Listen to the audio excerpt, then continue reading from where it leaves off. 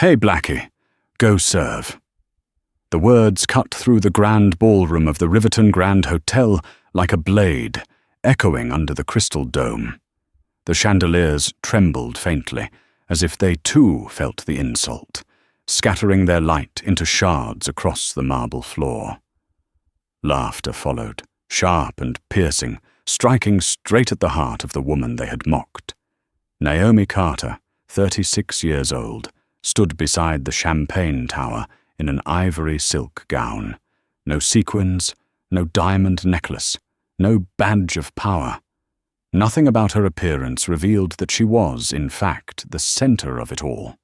Those who laughed had no idea, or perhaps chose not to know, that they had just ridiculed the woman who had built the very deal they were there to celebrate. Naomi did not frown, nor did she weep. Her eyes stayed steady, deep, her breath caught in her chest like a wave waiting to break. Her right hand lifted the phone to her ear, not trembling from fear, but from the force of a decision forming like fire in steel. "It's happening," her voice was low and steady, like red-hot iron. "Cancel the $900 million deal." The words fell unheard by those around her, but the expression on her face made their laughter falter. They saw her lips move. They saw the strange calm in her eyes. And for a moment, it felt as though the one cornered was not Naomi, but them, standing unknowingly on thin ice. Across the room, Evelyn Aldridge, 62, sat upright, a string of white pearls coiled proudly around her neck. Her steel-grey eyes narrowed as she looked Naomi over from head to toe. To Evelyn, this woman was an intruder, an outsider unworthy of the upper circle. She tilted her head and let her voice fall like a knife through the air. "Sweetheart, this is for investors only." The men in tuxedos surrounding her burst into laughter. One of them, Adrian Aldridge, 38, arrogant and reckless, snapped his fingers as if summoning staff. He raised his champagne glass and sneered, "If you move fast enough, maybe we'll even tip you." Naomi stayed silent. Her whole body was like a statue, calm yet hiding the strength of something about to erupt. Memories cut through her mind like scars reopened. The time at 28 when she was thrown out of a meeting she was leading because security claimed her name wasn't on the list. The time at 34 during a global negotiation when a partner had asked her where the CEO's secretary was, needing to speak with the one who held the power. The wounds had never healed. They had simply waited for this day to turn into weapons. The ballroom was restless, the air heavy. A young photographer hesitated, camera frozen halfway to his face. In the corner, Lena Ortiz, 29, a rookie reporter, felt her pulse racing. Her instincts screamed that this moment was the spark of an earthquake. She raised her phone, the camera catching Naomi's face under the harsh crystal light. A face not shouting, not trembling, only unnervingly calm. "Security!" Adrian barked across the tables, gesturing sharply. By the door, guard Marcus Hale, 42, looked up with hesitation in his eyes. Evelyn seized the chance, stepped forward and snatched the guest card from Naomi's hand. The tearing sound of paper split the air, louder than the string quartet still playing in the corner. Evelyn held up the torn card like a trophy. "Get her out." A push, an order to expel. Evelyn believed this would end the inconvenience. But she did not know that in tearing that card, she had handed Naomi the entire game. Naomi pressed the phone closer, her voice soft but sharp enough for nearby ears. Priority 1. The words landed like blades. Lena felt chills down her spine. In her mind, one thought was clear. This woman was not being led. She was leading the room. Marcus approached. "Ma'am, I'll need to see your credentials." Naomi turned slightly, her gaze fixed on Evelyn, holding the shredded card. "They're gone." The reply was as sharp as glass, exposing not her weakness but Evelyn's deceit. The tension grew thicker. Evelyn pressed her lips, her mocking smile still clinging but trembling at the corners. Adrian stepped in, his voice pitched high with mockery. "We can do this the easy way or the hard way." Naomi lowered her phone slightly, raising her voice just enough for everyone within 10 meters to hear. "You already chose hard." Silence rolled across the room. The quartet still played, but its melody now sounded distant, belonging to another world. Naomi turned back to the phone, her next words cold as ice. "Move the capital to Vesper. Don't wait for the signing. Joel." The air cracked. Guests whispered nervously. A man leaned to his wife, whispering, "Did she just say Vesper?" Her eyes widened, her hand trembling on her glass. They realized this was no bluff. Adrian scoffed. "Is this some stunt? You think we'll fall for a bluff?" Naomi didn't look at him. No bluff, just business. And then a quiet voice rose. Theo, a young server frozen beside his tray, spoke. "She's telling the truth." Just a few words, but they spread like sparks through the suffocating room. Evelyn froze, her forced smile flickering back, but without its earlier certainty. Lena lifted her phone higher, her fingers gripping tight. Through her lens, she caught Evelyn holding the torn card, Adrian flaunting his arrogance, and Naomi standing calm as stone. Her instincts shouted, this was the birth of a media storm. Marcus slowed, doubt flickering in his eyes. He was a man of rules, but something told him that if he followed orders tonight, he would be the one to pay the price. Naomi's memories pressed harder. The humiliations she had endured, the countless times she was dismissed, the pain she swallowed in silence. But today was different. Today, they would all pay for their contempt. Naomi's lips curved into a faint smile, fleeting as a blade's edge. Not to soothe, but to signal. The game had changed hands. Evelyn raised her chin, clinging to her sense of control, trusting in the Aldridge name to crush any outsider. Yet, even as she stood tall, something deep inside her trembled, a primal fear that they had made their fatal mistake with their very first words. Naomi whispered, almost to herself, but loud enough for Lena's camera to catch. Patience is over. And in that instant, the entire ballroom understood. The woman they had mocked was not the servant. She was the one holding the key to the $900 million deal. Marcus Hale froze in the middle of the ballroom, his hand half raised as if to maintain order, but his eyes full of hesitation. He heard Evelyn Aldridge's command, "Get her out." But he also heard Naomi Carter's voice, each word sharp as steel. "Move the capital to Vesper." That single word, Vesper, was enough to shake the air, for it was no stranger. It was the direct rival of Aldridge Holdings. A violin string slipped, the musician's hand trembling. The quartet kept playing, but each note sounded disjointed, as if desperately trying to mask the truth that the entire ballroom was about to witness a massive fracture. Naomi stood firm, one hand at her side, the other gripping her phone tightly. She neither rushed nor lowered her tone. Every gesture was deliberate, slow, cold, making those who thought they controlled the moment begin to suffocate. Adrian Aldridge glanced around, trying to seize control.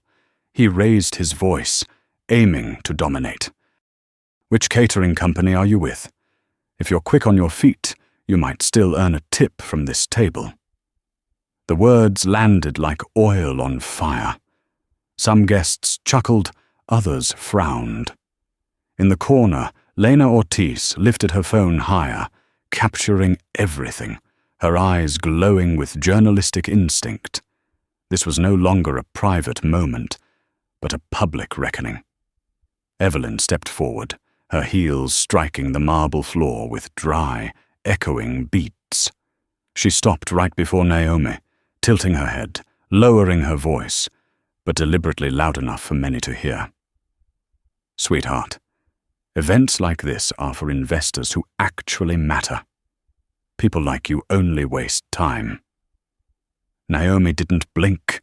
The insults slid off her like rain against glass.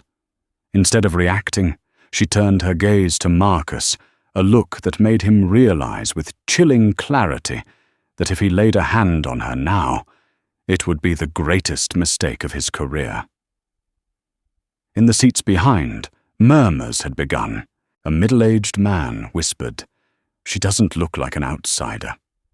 Look at her eyes. Those are the eyes of a decision-maker." His wife nodded, gripping her glass tightly, her gaze fixed on Naomi. Adrian laughed louder, the sound forced to cover the unease flickering inside him. He pulled a fresh invitation card from his pocket, held it high for all to see, then slowly tore it apart in front of Naomi. White fragments fluttered down onto the marble floor like snow, gasps erupting from all sides. "See?" he crowed. "Credentials mean nothing if you don't belong here." For a heartbeat, the entire room froze.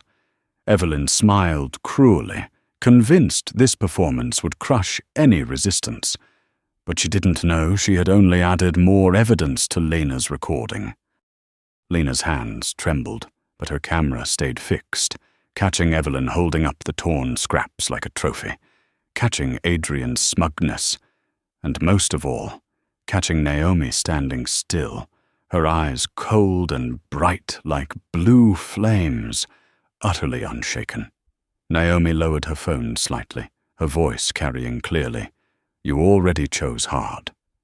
Marcus heard it, and for the first time, he felt fear. Not fear of what Naomi might do to him, but fear that she truly possessed the power to make them all pay.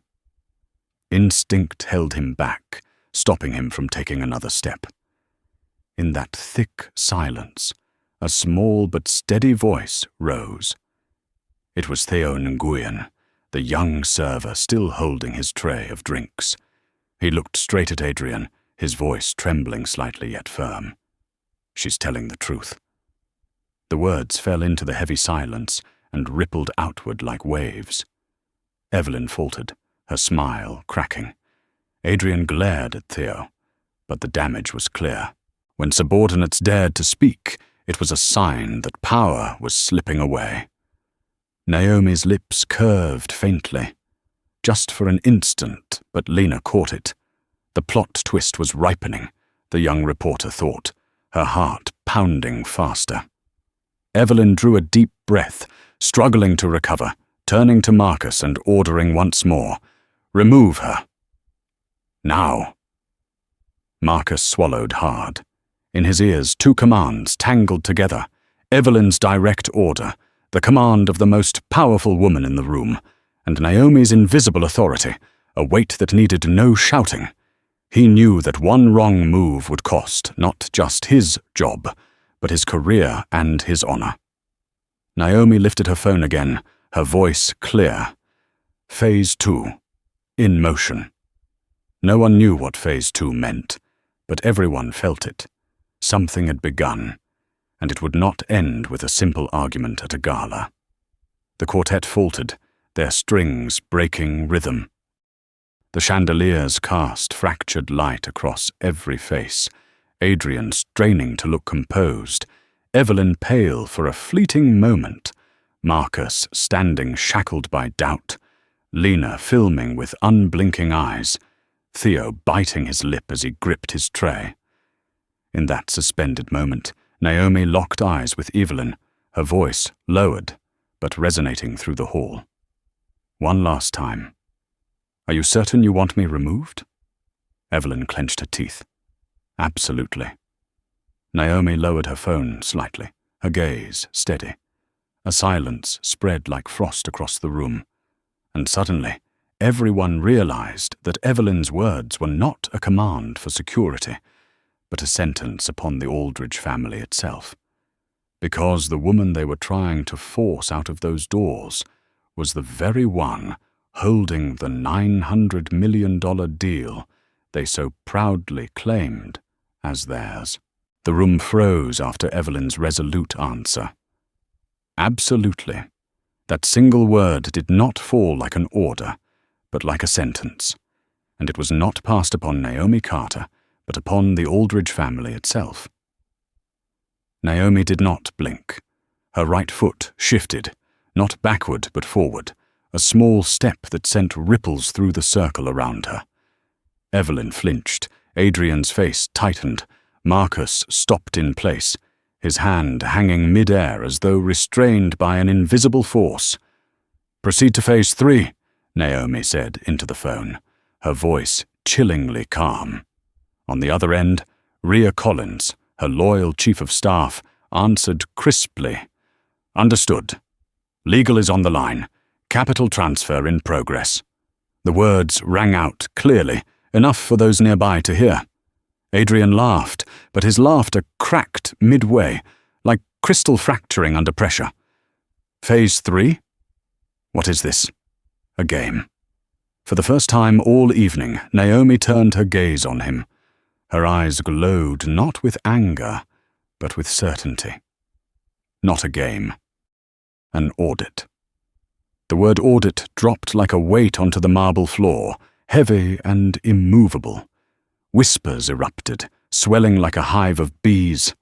Guests who had laughed moments earlier now bent their heads, checking their phones.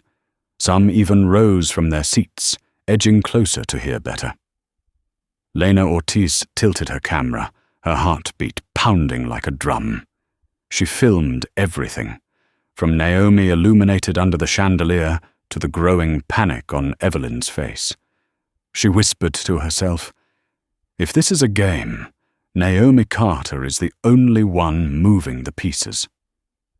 Evelyn leaned forward, forcing a smile that trembled at the corners of her lips.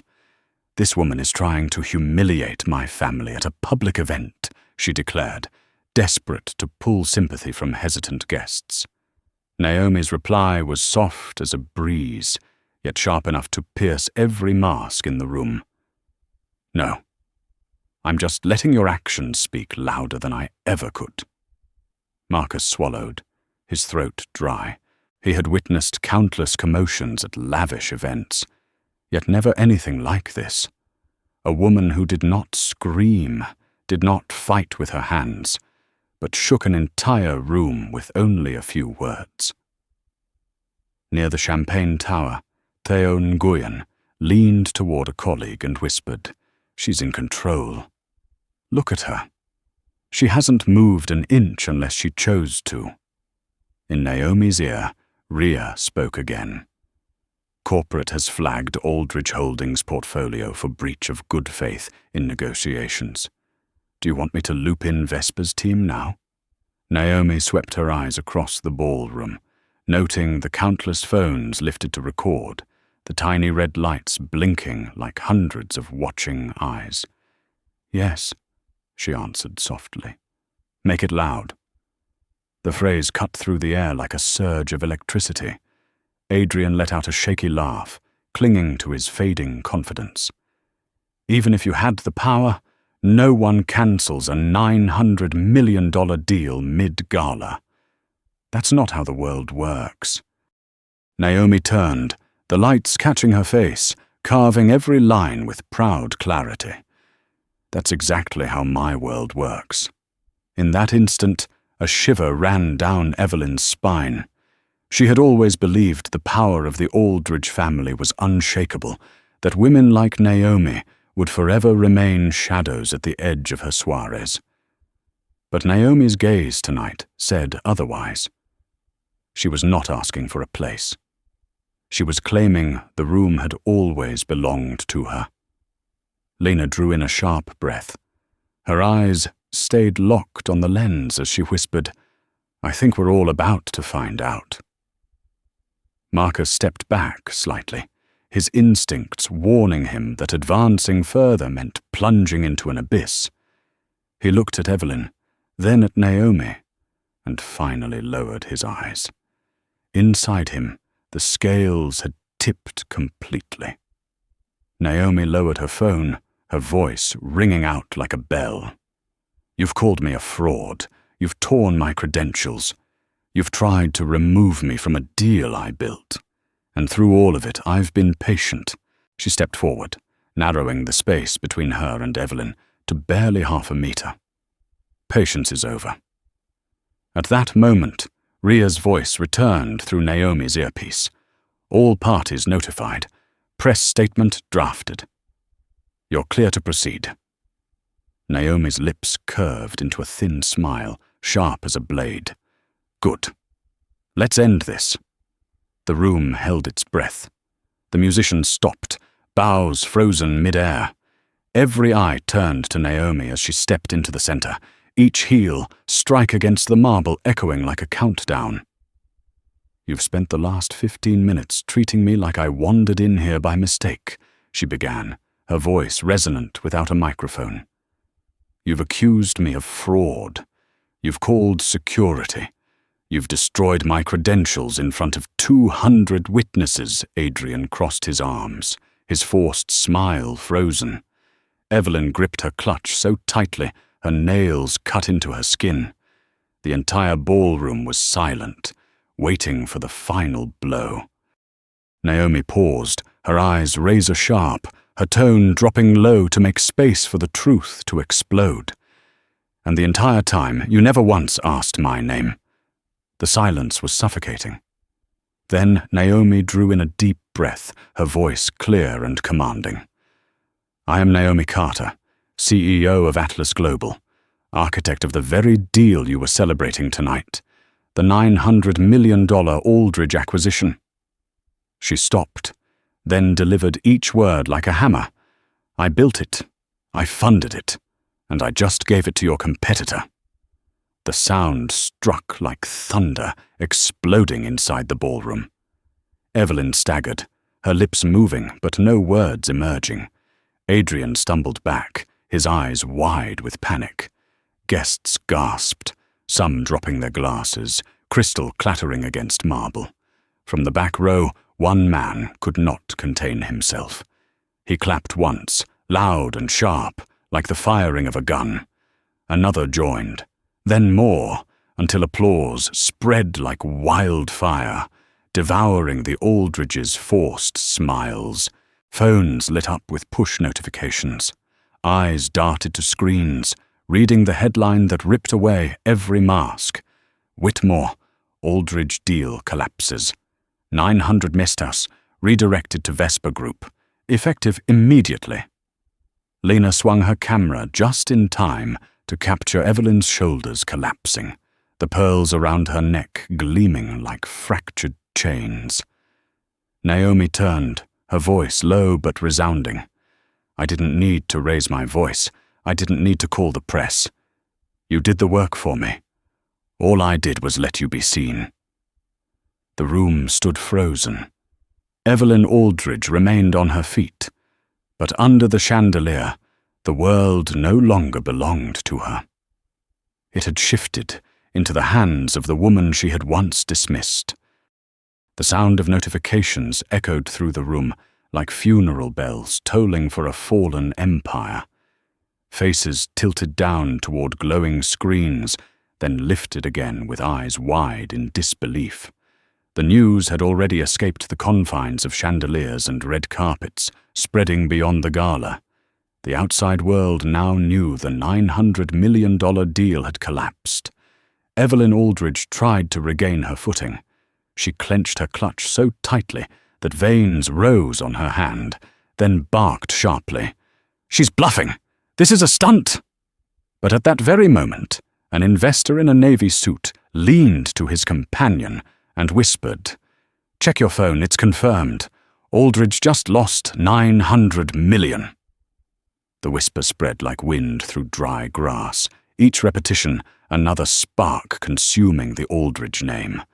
Adrian shouted, his voice cracking, "You can't redirect capital like that." "No one can." Naomi turned her head toward him, her gaze cold as forged steel. "No one except me."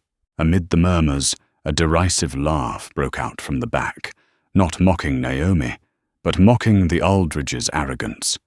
Adrian froze, realizing the room's support was slipping away. Lena Ortiz's hands were rigid around her camera as she captured Naomi standing tall beneath the chandeliers, the light seeming to lean toward her, while Evelyn and Adrian shrank together like actors stumbling through a ruined play. She knew she was filming history, the public downfall of a family once untouchable. Naomi lifted her phone again. Rhea Collins's voice rang through the speaker, clear and cold. "Corporate update. Aldridge Holdings investor portal is now locked. Vendors notified. Legal is standing by for breach confirmation." Naomi nodded slightly, making no attempt to hide. Her voice rang steady and unyielding. Effective immediately, Aldridge is cut off from Atlas Global's network. No access, no capital, no trust. Each word landed like a hammer blow. The guests heard it, understood it, and witnessed the balance of power snapping in real time. Evelyn turned to Marcus in desperation. "Remove her. She's causing chaos." Marcus hesitated, then stepped back. His silence, his single gesture, was answer enough, and it struck Evelyn harder than any refusal. Her own guard no longer stood with her. Theon Guyon, the young server, gripped his tray firmly, his voice ringing out, steady and certain. "You don't cancel 900 million unless you own it. She's the one in control, not you." The words reverberated across the hall. Evelyn snapped toward him, eyes blazing. "Stay out of this, boy." But it was already too late. When a server dared to speak, this was no longer about the Aldridges. The room had recognized the moral scale had tipped. Naomi turned, her voice low but sharp as nails driving into stone. "You just told the wrong woman she doesn't belong in the room she paid for." The ballroom erupted in whispers. Dozens of phones lifted, cameras flashing red, hundreds of eyes recording the collapse of power. Adrian staggered, shouting, "This is fraud! She's impersonating!" Naomi didn't bother to look at him. She spoke straight into the phone. "Rhea, proceed to portfolio freeze. Review every Aldridge-linked contract. Shut them down." "Already in motion," Rhea replied, her voice like ice. Evelyn faltered, her lips trembling. You can't do this. Not here. Not now." Naomi's smile was thin and merciless. "That's where you're wrong. This is exactly the place. And this is exactly the time."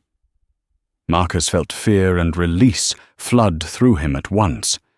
He knew that if he took one more step against Naomi, history would mark him as the man who sided with the wrong cause. The hall began to shift. Guests quietly abandoned the Aldridge table, drifting toward the side of the Vesper group. It was silent, but unmistakable. Power had moved, and everyone could see it. Lena filmed every second, her heartbeat frantic. This was more than the collapse of a deal. It was the collapse of an image. Naomi lowered her phone, her eyes sweeping the room. Her voice cut through the air, deliberate and unhurried. "You wanted me gone. But now it's your empire that's leaving this room." In that instant, the glow of the chandeliers lost its warmth. Their light fell on Evelyn and Adrian like the unforgiving glare of a courtroom, exposing every flaw. Evelyn gripped her clutch so tightly the frame snapped. She turned to Adrian, her voice raw and hoarse. We can fix this," Adrian whispered back, his eyes locked on Naomi. "No, she's already fixed it. Against us." Applause broke out once more. stronger, louder, relentless, no longer scattered, but pounding in unison. It was not celebration, it was judgment. Naomi stood motionless, letting the sound rise like waves, swallowing the Aldridges' final defenses. In that moment, everyone understood. The shift was complete. The woman who had been called Blackie only minutes ago now held the entire room in her hand. And this was only the beginning. The air in the Riverton Grand Ballroom was as thick as smoke after an explosion. Every eye was fixed on Naomi Carter, the woman who had just single-handedly overturned a $900 million deal. Naomi stood tall, phone still in hand, her voice calm. Phase 3 confirmed. Portfolio freeze is active. Each word fell like a hammer, shattering the last fragments of confidence clinging to the Aldridge family. Evelyn inhaled sharply, struggling to hold on to her dignity. She turned to the investors around her, her voice trembling but forced. Don't believe her. She's staging a performance. This is manipulation. But no one responded. The guests at her table were already shifting in their seats, some excusing themselves for a drink, others openly moving to the nearby table where the executives of Vesper Group sat. Adrian tried to salvage what was left. He straightened his shoulders, his smile twisted. You all don't see it? She's bluffing. The deal can't just vanish into thin air. At that moment, one phone rang, then another, then a third. Screens lit up across the hall with urgent alerts. A man in a black suit laughed in disbelief. Breaking news. Aldridge Holdings stock is down 6% in the first 5 minutes. The room erupted in murmurs. Evelyn froze, her hand trembling until the clutch slipped and crashed onto the marble floor with a sharp crack. Naomi did not move. She let reality speak for her. Her grip tightened around the phone as her voice carried through the hall. Effective immediately. Every contract shared with Aldridge is suspended. Every vendor notified. Every partner redirected to Vesper. Lena Ortiz captured every second of it. She shivered, as if watching an earthquake split the ground beneath her. The story would blaze across every headline, and she was the first to record it. Theo Nguyen swallowed hard, awe filling his chest. He had never seen anyone stand so calmly in the eye of a storm. He whispered, "She owns the room now." Evelyn shouted, her voice cracked and ragged. "This is vindictive. This is personal revenge." Naomi turned, her dark eyes blazing with cold fire. "No, this is responsible leadership. If you think it's harsh, think about how it felt to stand here and be told I didn't belong in the deal I built." The words sliced through the air like knives. Evelyn faltered, her lips trembling but unable to form a reply. From the Vesper table, CEO Julian Pierce rose, lifting his glass toward Naomi in salute. He smiled, his voice ringing clear. To new beginnings. The ballroom shifted. Glasses clinked, but now in Naomi's honor, not Evelyn's. Naomi accepted a glass of champagne from Theo's tray, lifted it slightly, then set it back down untouched. "I don't need to toast to this," she said softly, her tone unwavering. "This isn't a win. It's a correction." Adrian panicked, stepped forward halfway before freezing, intimidated by the dozens of cameras pointed directly at him. He muttered desperately, You can't just lock us out. We have agreements." Naomi tilted her head, her voice clear and measured. "Agreements are built on respect. You voided that clause before tonight even began." The murmurs grew louder. A silver-haired investor spoke loudly to his companion, his words carrying across the room. "She's freezing them out entirely." Evelyn's eyes darted around, searching for an ally, but found only turned backs. Guests left her table one by one, chairs scraping against marble, the sound like a funeral march for her family's empire. Naomi raised the phone again.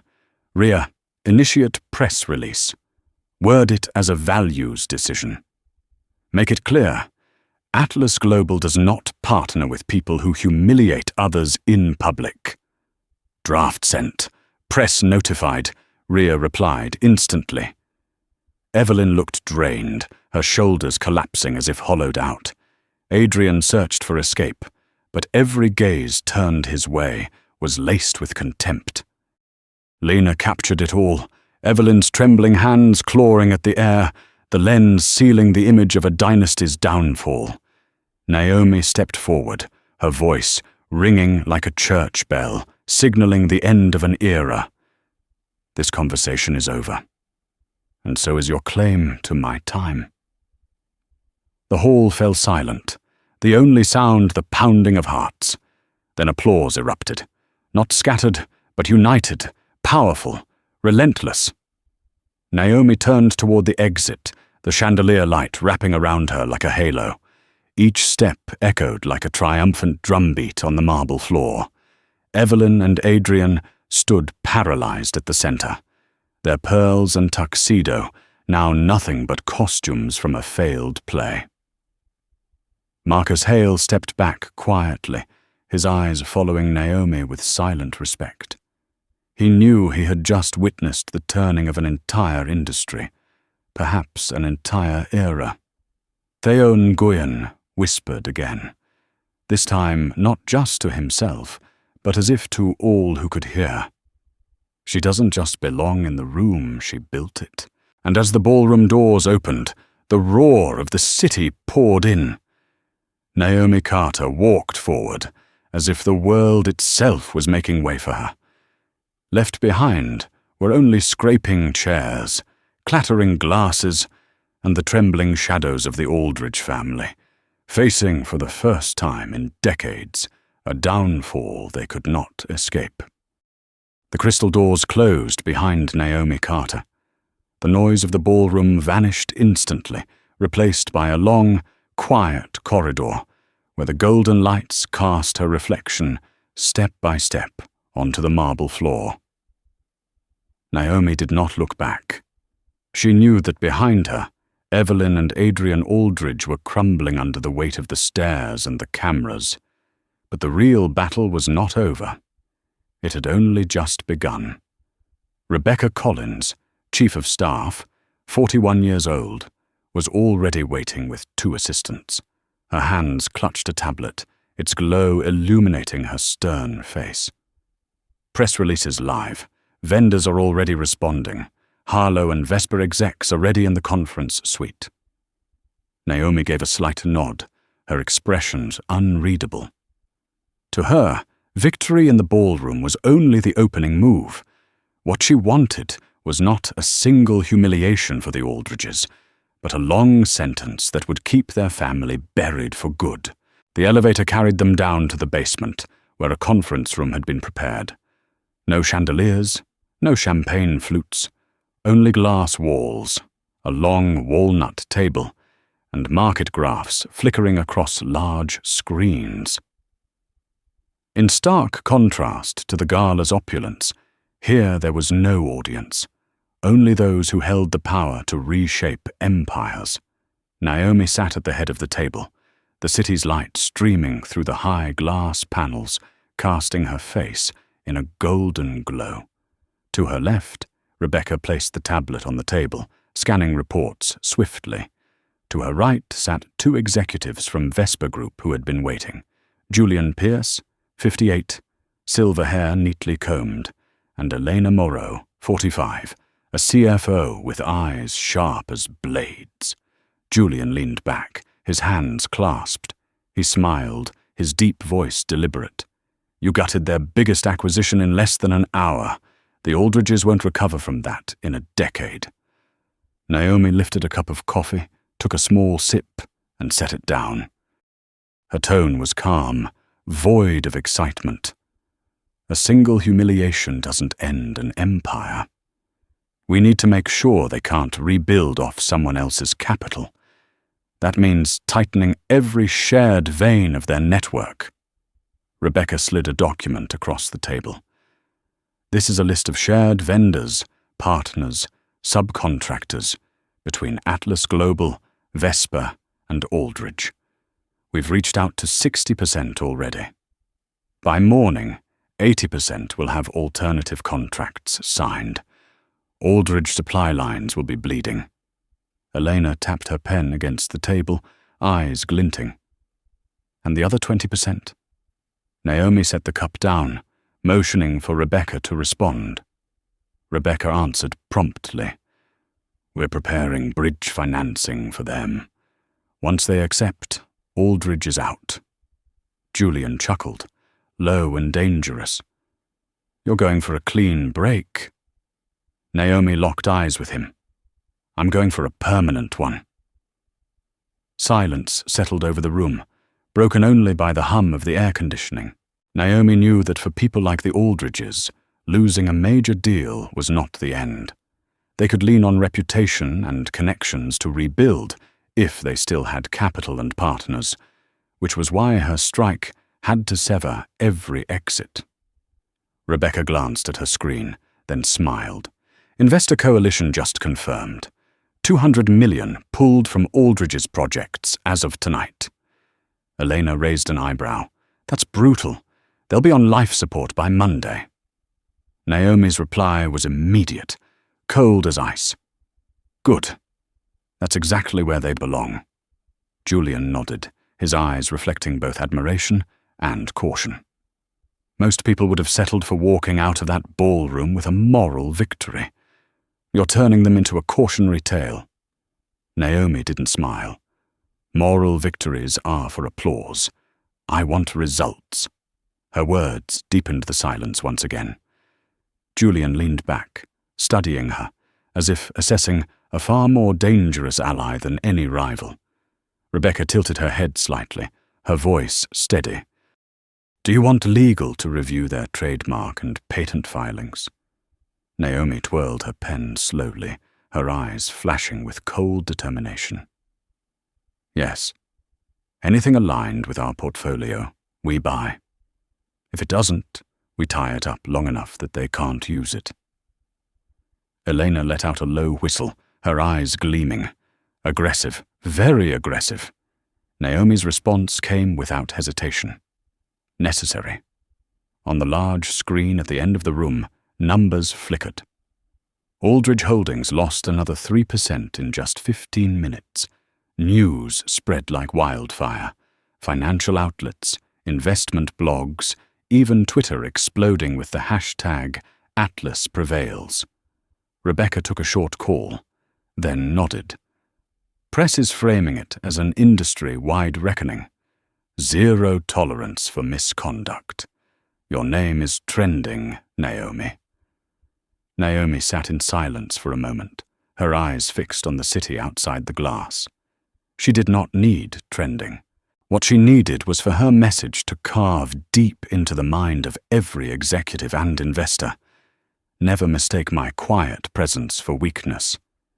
I don't need an invitation. I am the one who writes my name on the card. Julian leaned forward, fingers interlocked. You've already crippled them. What's next?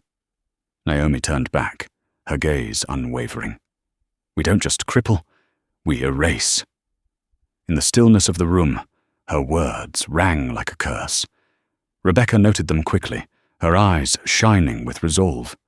Elena straightened, a half-smile playing on her lips as though admiring a ruthless yet beautiful move. Julian exhaled slowly, nodding. So be it. The Aldridges won't know what hit them next. Naomi leaned back, her eyes never leaving the blood-red market screen. Her heartbeat was slow and steady, not from exhilaration, but from certainty. She had no need for gloating, because true victory was never inside the ballroom. It was here, in the room without an audience, where she redrew the map of an entire industry's power, As the city lights poured through the glass walls of the Atlas Global boardroom, Naomi Carter sat motionless, her cold eyes fixed on the burning red market charts. Every drop, every downward line was a blade cutting into the body of Aldridge Holdings. Across the city, inside the Aldridge estate, the atmosphere was the opposite. Phones rang relentlessly, one over another. A frantic assistant rushed into the lounge where Evelyn Aldridge sat pale-faced. "Madam, we're losing investors by the minute. The board is calling an emergency session." Evelyn snatched the phone, her voice hoarse. "Get me Pierce. Get me Carter. Anyone!" But when she looked down at the screen, the list of missed calls stretched endlessly.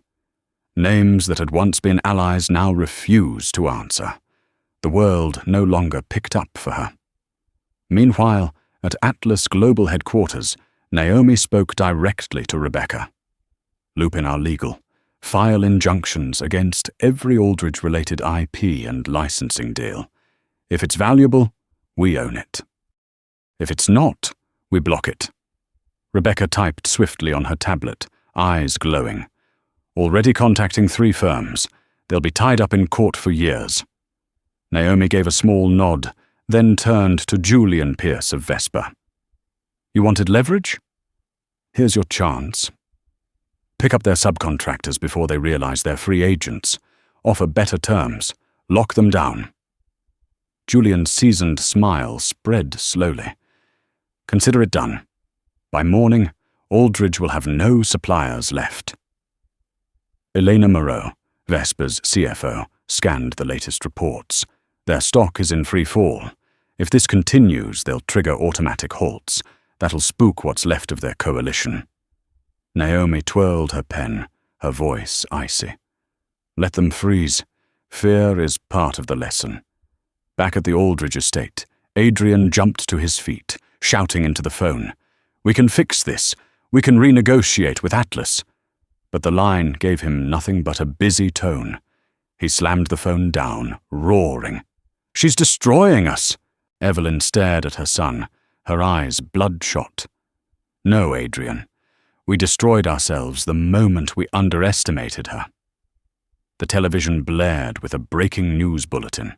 Atlas Global confirms termination of all partnerships with Aldridge Holdings. Citing breach of values and public misconduct at tonight's gala, Vesper Group announced as new recipient of the 900 meter deal. The words cut deeper than any knife. Evelyn felt the room spin, decades of carefully built reputation collapsing into dust in a matter of hours. Back in the Atlas boardroom, Rebecca looked up. Investor Coalition just pulled another $150 million. That's nearly half their liquidity gone in one night. Naomi did not blink. "Good. Push it further. Quietly let the press know we're offering rescue packages to any Aldridge-linked startups, as long as they cut ties." Elena let out a short laugh. "Savage, you're not just starving them, you're taking their children." Naomi's reply was sharp and cold. "Then they'll learn what it feels like to be powerless in the room they thought they owned." Silence filled the room. Julian Pierce leaned back, a flicker of admiration in his tired eyes. "You're not here for applause, are you?" Naomi gazed out at the glowing city, her voice steady and resolute. "I'm here to rewrite the rules." In a nearby bar, young reporter Lena Ortiz had not lifted her eyes from her phone. She was live streaming to tens of thousands of viewers, the number climbing by the second. "Ladies and gentlemen, what we saw tonight wasn't just humiliation. It was a power shift. Naomi Carter didn't just cancel a deal, she reset the standard for this entire industry. Comments flooded in like a river. "Justice served. Never underestimate quiet power. This will be in textbooks." Back at the Aldridge estate, Evelyn still sat frozen, her phone buzzing non-stop. A call flashed across the screen from the chairman of the board. She answered, only to hear one cold sentence. "You've brought us to the brink. The board will convene without you." The phone slipped from her hand, landing softly on the carpet. She turned to Adrian, her face twisted. "They're cutting us out, our own board." At that same moment, Naomi leaned back in her chair at Atlas headquarters. She did not smile. She did not cheer. Her heart beat slowly and evenly, her eyes never leaving the numbers burning across the market screens. In her mind, she recalled Evelyn tearing her invitation in half in front of everyone, that sound once a wound to her pride. But now, it was the sound of Aldridge's downfall. Rebecca lowered her head, her voice quiet. "All vendor notices sent. Their access to the network is gone." Naomi gave the faintest nod, her fingers tapping lightly on the table. She whispered, just for herself. "They wanted me gone. Now it's them who will vanish." Dawn had not yet broken, but waves of information were already crashing across the markets. The screens glowed red, news tickers running relentlessly. Aldridge Holdings loses 900 Matos deal to Vespa Group. Atlas Global CEO Naomi Carter sets new corporate standard. Industry reckoning, zero tolerance for misconduct. At the Aldridge estate, the lights blazed, as if trying to hold back the darkness pressing in. Evelyn sat motionless, her once proud face now ashen, her trembling hands resting on her knees. Adrian paced like a caged animal. The phones rang without end, but every call carried the same message. "We're withdrawing support. We cannot be associated with this scandal. Good luck, but we're out." Adrian slammed his hand on the table, shouting, "This can't be happening. It's just one night." Evelyn looked at her son, her eyes hollow. "It wasn't one night, Adrian. It was years of entitlement," and she just pulled the curtain. Meanwhile, inside the Atlas Global boardroom, Naomi Carter stood before the glass wall, gazing over the city as neon lights reflected on her calm face. Beside her, Rebecca handed her a folder. "The draft is ready. Once you approve, it goes global." Naomi flipped through the pages, her eyes skimming the lines. The press release was ready to flood the world. Atlas Global terminates partnership with Aldridge Holdings due to breach of values and public misconduct. Effective immediately, all contracts revoked. Vespa Group appointed as sole beneficiary of the 900 Matos capital. Naomi nodded. "Send it." Rebecca pressed the button. A small gesture, yet it resonated like the strike of a gavel in a courtroom. Within seconds, millions of phones lit up with push notifications. At the bar where Lena Ortiz was live-streaming, viewers spiked into the hundreds of thousands. She lifted her phone to the camera, her voice electric. "Confirmation, folks. It's official. The Aldridges are out." Naomi Carter just rewrote the rules in real time. Comments poured in like a flood. She built the room. This is history. Aldridge downfall, Atlas rise. Across social media, the hashtags Atlas Standard and Aldridge Collapse surged into global trending within 20 minutes. At the Aldridge estate, chaos reigned. Their PR handler, Myra Wolfe, rushed in. Pale-faced. "The press conference is cancelled. Every outlet is running the Atlas statement. We can't get ahead of it." Adrian turned to Evelyn, his voice breaking. "We need to go public. We need to defend ourselves." Evelyn shook her head, tears rising for the first time. "Defend what?" "The world has seen the video. They saw us tear her pass. They heard us call security. There's nothing left to defend."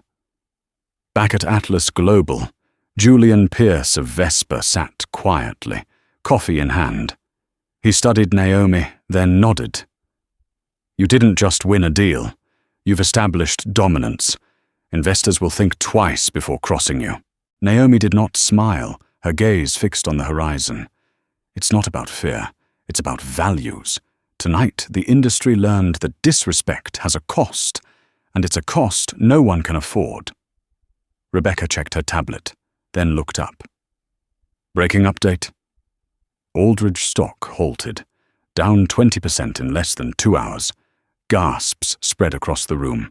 Elena Moreau, CFO of Vespa, smirked. They're bleeding out. This is corporate asphyxiation. Naomi twirled her pen, her voice sharp as ice. Good. Make it irreversible. Reach every vendor, every partner. Let the message spread. Working with Aldridge is reputational suicide. Back at the estate, Evelyn's phone rang again. But this time it was not an investor. It was an old friend. The voice on the line spoke only 2 words. It's over. Evelyn sank into her chair, her eyes empty. On social media, the video Lena had filmed inside the ballroom was being shared millions of times. The moment Evelyn ripped the invitation, the moment Adrian laughed with arrogance, the moment Naomi stood tall and declared, "I am Naomi Carter, CEO of Atlas Global," all of it had become evidence. Not an article, but images themselves had ended the Aldridge legacy. Naomi inhaled deeply, her voice low but firm within the glass-walled room. They wanted to erase me. Tonight, history erased them. Rebecca lowered her head with admiration in her eyes. Julian raised his glass. To history. Naomi looked at him, tilting her head slightly, and whispered, "No. To the future." And outside, as the first light of dawn touched the towers of glass, the business world had already changed. The Aldridges were no longer at the top. All that remained was the echo of one fatal mistake and the unstoppable rise of Naomi Carter. 2 days after the Riverton Grand Ballroom event, the sky over New York was heavy and grey, as if the city itself was still shaken by the storm named Naomi Carter. News of Aldridge Holdings' collapse covered every front page. Aldridge Empire collapses after gala scandal. Atlas Global and Vespa Group announce strategic alliance. Naomi Carter reshapes corporate conduct. While the Aldridge family was surrounded by lawyers, furious shareholders, and a board that had turned its back, Naomi was welcoming special guests on the top floor of Atlas Global headquarters. The boardroom gleamed, glass walls opening to a sweeping view of the city. On the long table lay not champagne, but stacks of files, contracts, and pens. Naomi sat at the head, her dark hair falling loosely, her eyes unwavering. Rebecca Collins stood to her right, tablet in hand. To her left were Julian Pierce and Elena Moreau of Vespa. Across from them sat representatives of European funds, the CEO of an Asian tech conglomerate, and a Middle Eastern bank. Julian spoke first, his deep voice steady. "We are here because trust has shifted. What happened at the gala was not just a scandal, it was a revelation. Naomi Carter proved that respect isn't optional. It's fundamental." A silver-haired CEO nodded. Our board watched the video. It wasn't just about 900 million. It was about who sets the standard for all of us. Naomi lifted her head, her voice calm but resolute. "Then let's make it official. From this moment, Atlas Global and Vespa Group are not just business partners. We are the new benchmark. Contract signed today will embed a clause of conduct. Anyone who breaches values, no matter their capital, is out." The room was silent for a few moments, then murmurs of agreement spread. Elena Moreau leaned forward and signed the alliance agreement first. Julian followed. Rebecca placed the document in front of Naomi. She picked up the pen and signed with a precise stroke. The black ink sealed the end of an era. Meanwhile, in London, Aldridge Holdings's shareholder council was descending into chaos. Shares had dropped 40% in just 3 days. A major shareholder slammed the table and shouted at Adrian, "You humiliated us on the world stage. Who will ever trust Aldridge again?" Adrian said nothing, sweat forming on his forehead. Evelyn sat at the end of the table, hair dishevelled, eyes hollow. She had once thrived on power and compliance, but now only accusatory stares remained. "Enough!" A firm voice rang out from the screen of the virtual meeting. The chairman of the board delivered the verdict. Effective immediately, the Aldridge family is removed from executive authority. You no longer represent this company. Evelyn stood abruptly, as if her soul had been severed. Adrian shouted in protest, but his microphone was already cut. The meeting carried on without them. Back in New York, Naomi listened as Rebecca reported. Investor sentiment has stabilized. Atlas Global stock up 12%. Vespa up 8%. Media is framing this as the Carter standard. Naomi gave a slight nod. Good. But remember, this is not about numbers. It's about rewriting expectations. Julian smiled, raising a glass of water. To the new order. The partners lifted their glasses, the light shimmering like fire in crystal. Naomi raised hers last, her eyes fixed on the skyline. To a world where dignity has weight. The room fell silent for a breath before the sound of glasses striking together filled the air. Outside in the hall, Lena Ortiz, now the most talked-about journalist of the week, had been allowed to capture a moment. She did not film the contracts, too sensitive, but instead recorded Naomi walking out of the boardroom, flanked by Julian, Elena, Rebecca, and international partners. Into her microphone she whispered. She didn't just cancel a deal. She redefined what it means to lead. The clip spread instantly, racking up millions of views within hours. People gave Naomi many names. The quiet storm, the standard bearer, the CEO who built the room. In the Aldridge estate, Evelyn sat before the television, watching the footage of Naomi signing. Her voice broke as she whispered. She took everything Adrian slammed his fist against the wall. But nothing could stop the flood of news. Aldridge struck from every major partner list, rejected by banks, investors pulling funds in mass exodus. Naomi stood in her office at Atlas, bathed in the glow of sunset. Rebecca approached, handing her an envelope. Urgent. From Aldridge. They're requesting reconsideration. Naomi held it, studying the red seal. Memories flashed, the contempt in their eyes, the torn invitation, the laughter. Then she dropped it into the shredder. The blade sliced the paper into strips, turning their plea into dust. Rebecca glanced at her, asking softly, "Should we prepare a statement?" Naomi shook her head, lips curving faintly.